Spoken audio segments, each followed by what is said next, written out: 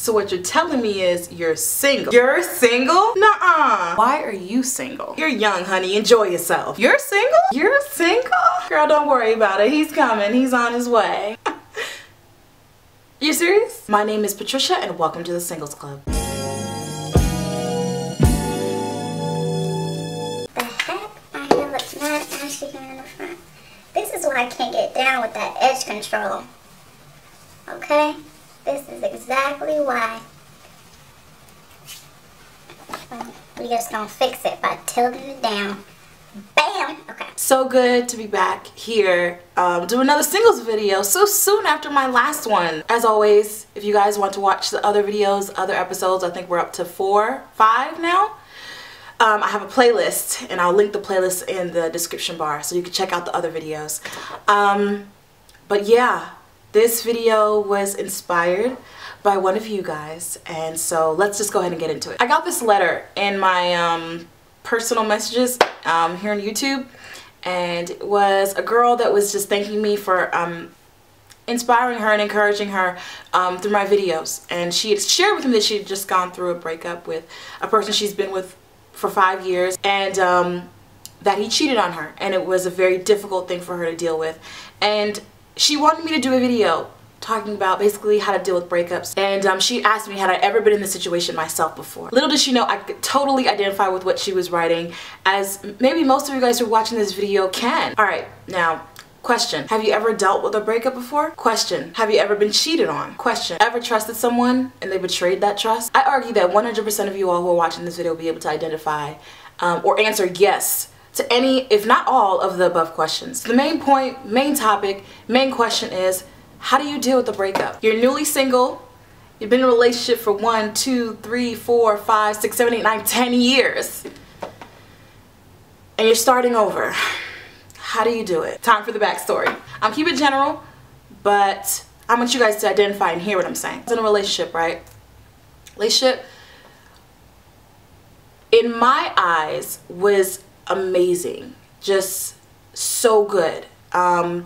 You know, I was deeply, deeply, deeply in love. Oh my gosh, was I in love. It was getting very, very, very serious, to the point where marriage was on the mind and marriage was on the heart. I caught wind that he was cheating, and not only was he cheating, but he had been cheating. Okay, not like, oh, this happened once, 2, 3, 4 times, 6. No, not only did it happen, but it had been happening, okay? You can imagine my, I'm trying to use a good adjective,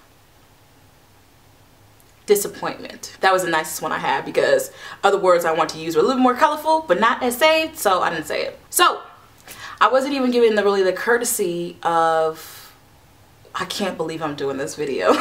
I wasn't even given the courtesy of being told it was something that I had to find out. Okay, always uglier that way, right? Point is, I was heartbroken. Okay, point is, I was upset. Point is, stuff like this happens. So know that the advice that's coming to you today is from my personal experience, what has helped me. I'm one of those type of people that, you know, though I don't really connect that quickly on an emotional level with people, because naturally I'm very hesitant emotionally when it comes to connecting with people, especially the opposite sex. And so when you finally make that connection and to be betrayed, it stinks just a little bit. So I'm gonna tell you guys what helped me. The first thing I would say is allow yourself to grieve. A lot of times we want to be the strong woman, we want to be superwoman, you know what I mean, and carry all that baggage and hurt and pain and not let it out. Allow yourself to be human and allow yourself to cry. Allow yourself to grieve in whatever way that is most comfortable for you and is most relieving, if you know what I mean, to you. So allow yourself to do that. Allow yourself to cry. Allow yourself to write. Allow yourself to sing. Allow yourself to play. Allow yourself to cook. Allow yourself to sew.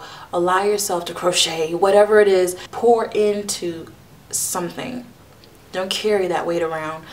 Don't carry that weight in your heart, because if you do, you know, the sadness, anger, bitterness, resentment, you'll hold that. And you'll hold it for a lot longer. Second thing is to make sure you have a circle. Make sure you have someone, not too many people, but someone you feel like you can really express your feelings and all your feelings unapologetically, and just someone that you know that you can trust, that isn't afraid to see you that way. Me breaking down in tears is not in a state that most people are really looking, you know, really used to seeing me. I'm a person that got together, composure, you know what I'm saying? That's my personality. So find someone that's not afraid to see you there. The next thing, and this is not really in any particular order, kind of, sort of, but not really. But the next thing is to, as much as this is so hard, the next step really is forgiveness, because that is the first step for you. I mean, really, that's the first step for you moving on. You're gonna have to forgive, because if you don't, that's not gonna stop them. That's not gonna hurt them. It's gonna stop you, and it's gonna hurt you. Find it in your heart to forgive that person. Whether it was a bad breakup or a good one, or, you know, an amicable one, whatever it is, let the past be the past. You don't want to stifle your growth. You don't want to slow down your healing process by not forgiving someone else. Not only that, you don't want that lack of forgiveness and that malice in your heart to impede the growth of your next relationship, because you carry that stuff with you. Next thing, set new goals. One thing I know for sure as women, when we're in a relationship, we become that person's cheerleader, we become that person's support system. And we pour into them. We pour into them. We want to see them succeed. We want to see them grow. We want to see them do. And sometimes in the process, we lose ourselves. We lose ourselves in their successes. We lose ourselves in their failures. We lose ourselves in their lives and their goals. Which in and of itself is a problem, because honestly, we even tie too much as women in relationships. And I'm not talking about marriages, because that's different. I'm talking about in relationships. Just as you should preserve your body, there are emotional things that you should only reserve for your life partner. And you can be a cheerleader, you can be a support system, but to a certain extent. You don't want to lose yourself in the process. And I've never been married, but I tend to listen to wise counsel. And one of the things that I've learned from what I've heard and what I've listened to, by the way, this is like food for like random, this one's for free type of advice. If you're young, 30 and under, I say, I mean, you know what I mean. If you're over 30, you could still be young. I'm saying 30 and under specifically. Make sure you listen to the counsels of those who are older than you. Whether it sounds like bull or not, listen, because you never know what you can learn. Anyway, so one of the things that I've heard is never lose yourself in your marriage. And that is one of the things that I've actually listened to and carried for if and when I do end up, you know, getting married. And so the same thing goes for relationship. Do not lose yourself in your relationship, because once you break up, all of a sudden it's like, what do I do? And I experienced that. I was like, what do I do now? Like, where do I go from here? What am I gonna do? Like, my 5-year plan includes you, and now you're gone. What do I do? So something I promised myself I would never ever do again.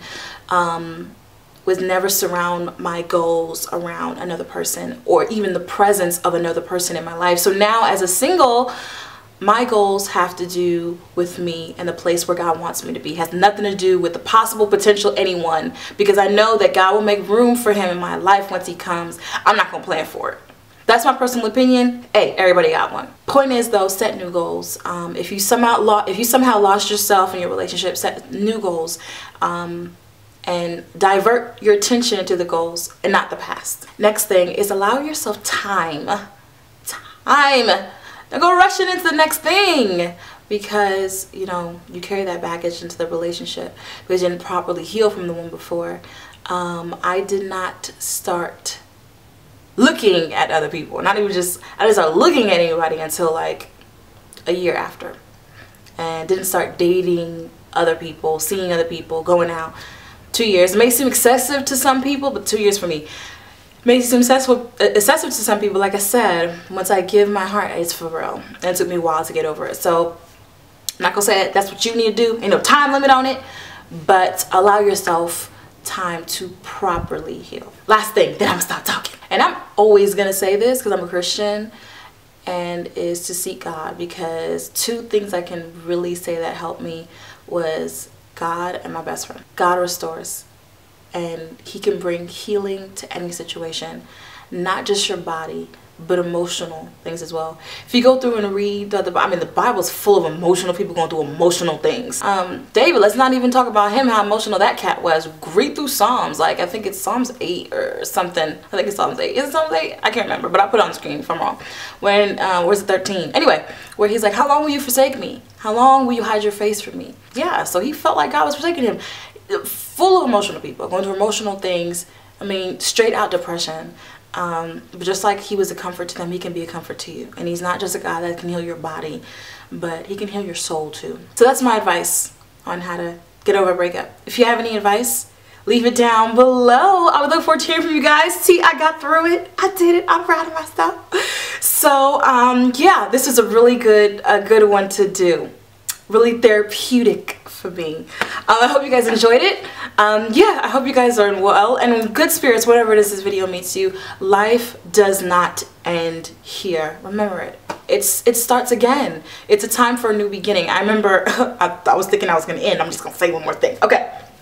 Remember as a kid, I used to love, like, when August used to come around, because it would mean that we were starting another school year. It was another chance to get to know new people. It was another chance.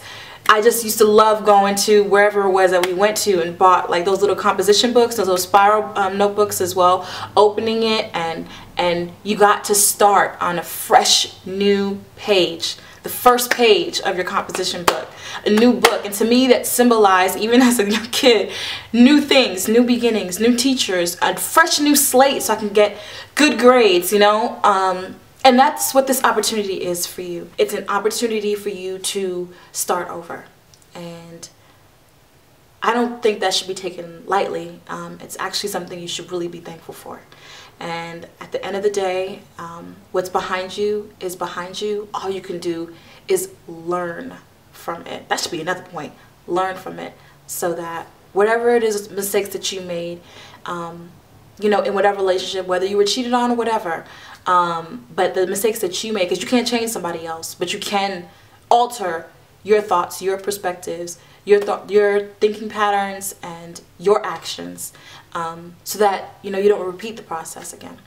Yeah, guys, thank you for watching this video. I really appreciate the support. If you guys want to continue seeing videos like this, don't forget to hit the thumbs up and comment below. I love you guys, and I hope you guys are well and in good spirits whenever it is that this video meets you. And I'll see you guys next time in another video. Love you guys. And as always, God bless.